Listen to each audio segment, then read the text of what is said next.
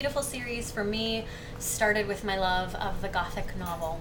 All things 19th century, all things ghost story related.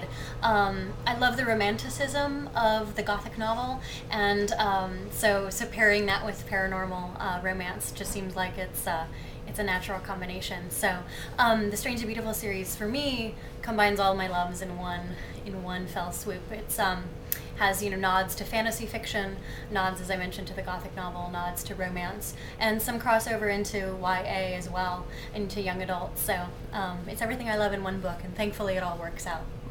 And how much research did you do on like the Victorian aspects of it, like to get that right?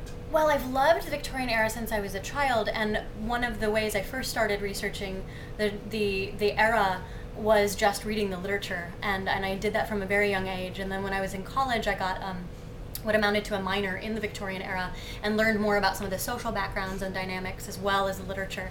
So between the literature and then taking some classes on some of the social issues, and then just doing some spot research on particulars that factor into my story. My favorite part of the research was actually choosing real London ghost stories to appear in the novel, as well as trying to incorporate the actual Jack the Ripper murders into the storyline as well, and giving a paranormal explanation for that. So yeah, a mix of a flavor of the time period by reading what was out at the time period, and then just coupling that with surrounding myself with a lot of wonderful Victorian resources.